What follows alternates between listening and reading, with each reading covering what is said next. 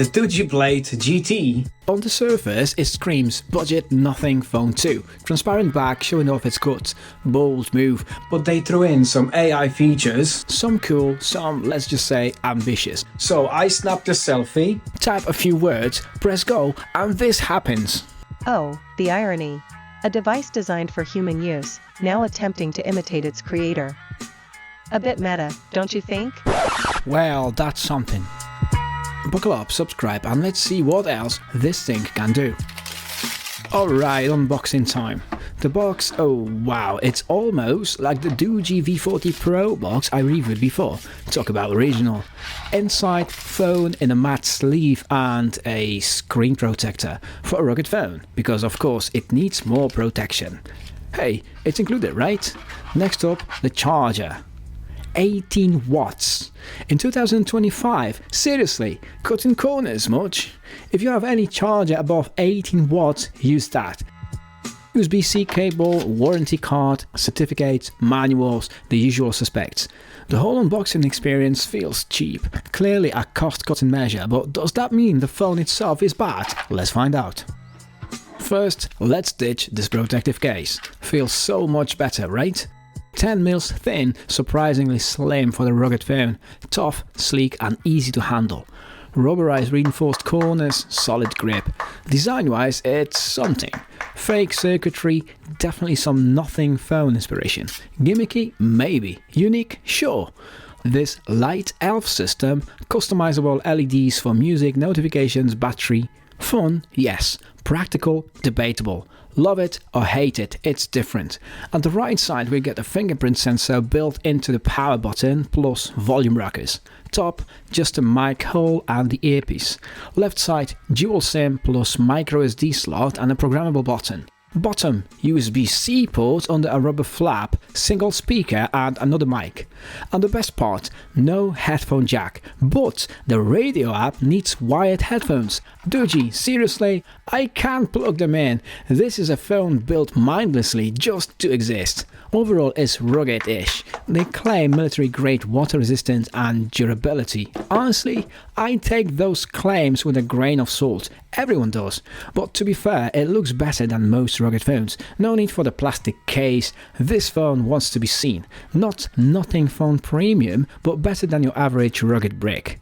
Design-wise, I'm giving it a solid 7 out of 10. It's slim, it's grippy, and the light system, while gimmicky, is at least memorable. Loses points for the headphone jack debacle and the, let's call it, inspired back design. The Blade GT features a 6.72-inch Full HD Plus IPS display with a 100Hz refresh rate. Text is crisp, images look good, and it gets bright enough for outdoor use. It's fine. Not mind-blowing, definitely doesn't have that AMOLED pop, but it gets the job done. Gaming-wise, the 240Hz touch sampling rate is nice, makes things feel snappy and responsive. The smart refresh rate, switching between 60Hz and 120Hz, is a clever way to save battery. So far, so decent.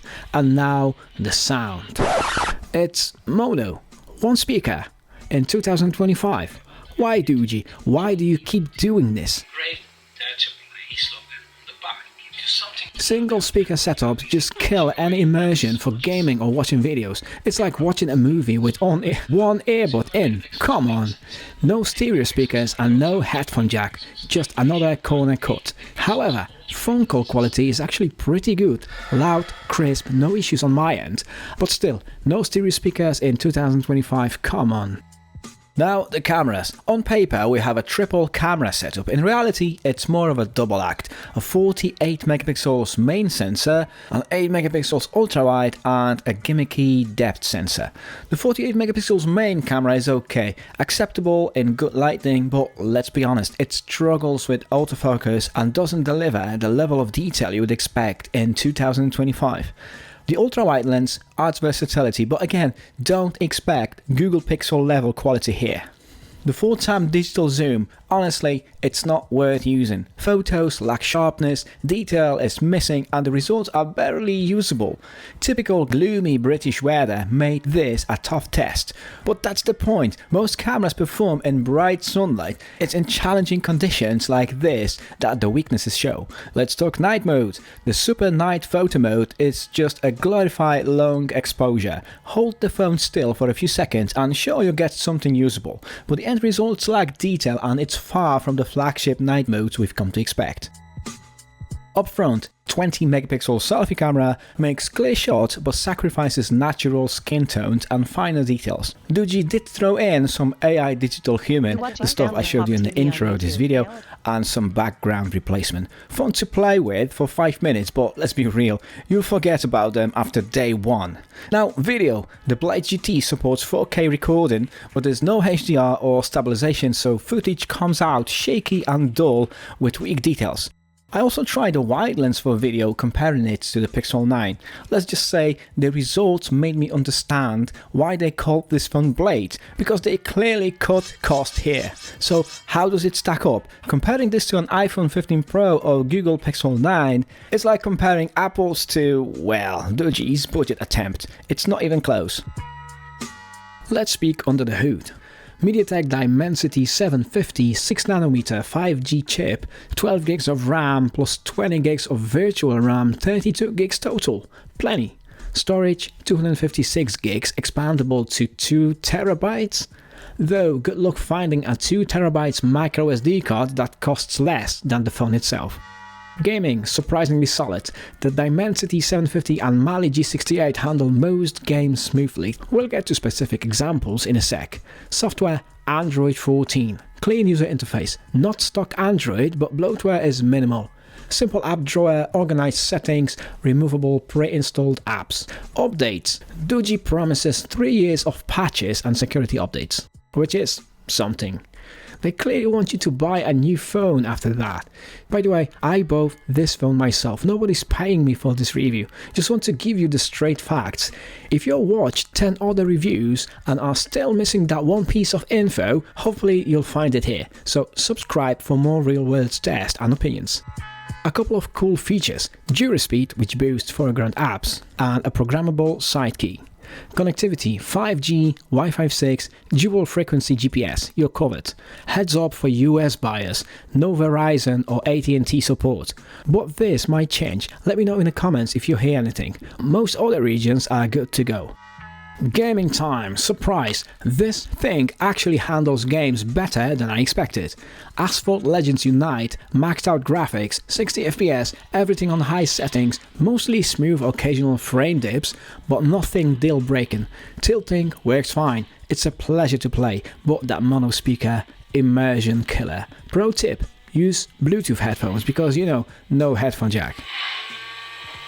Call of Duty Mobile, graphics and FPS at high 60 FPS.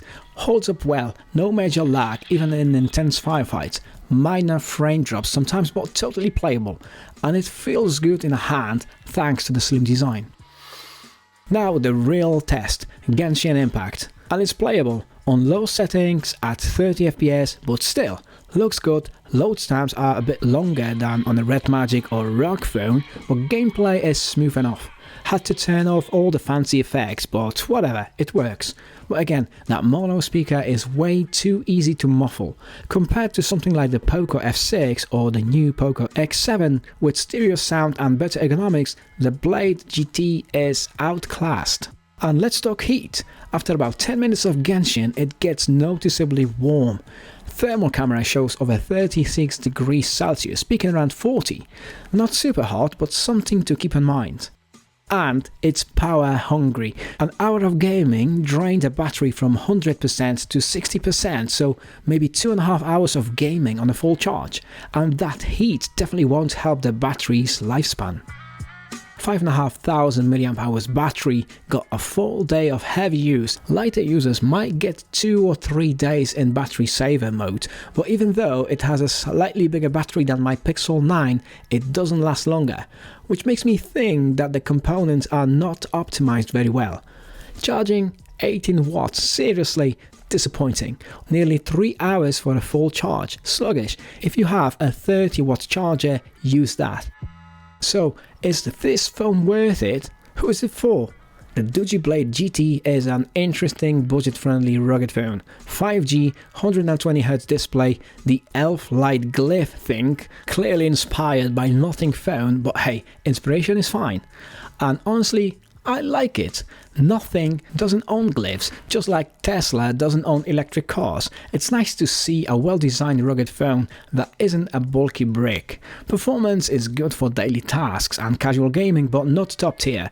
The 5,500 mAh battery is decent, but the 18 watts charging is a letdown. Cameras are passable at best, but fall far short of flagship quality. The biggest miss? That mono speaker. Seriously, Doogee, you nailed so much, but this. A rugged phone aiming for media and gaming needs stereo sound. That said, for the price, the Blade GT offers good value, especially if you want a rugged phone that doesn't feel like a tank. It's durable, unique, and has enough features to be worth considering. Overall, 6.5 out of 10. A good looking rugged phone with a fresh design, decent features and solid performance, but the mono speaker, headphone jack situation and less than optimized components affecting battery life and slow charging hold it back. Thanks for sticking around. I'll see you in the next one.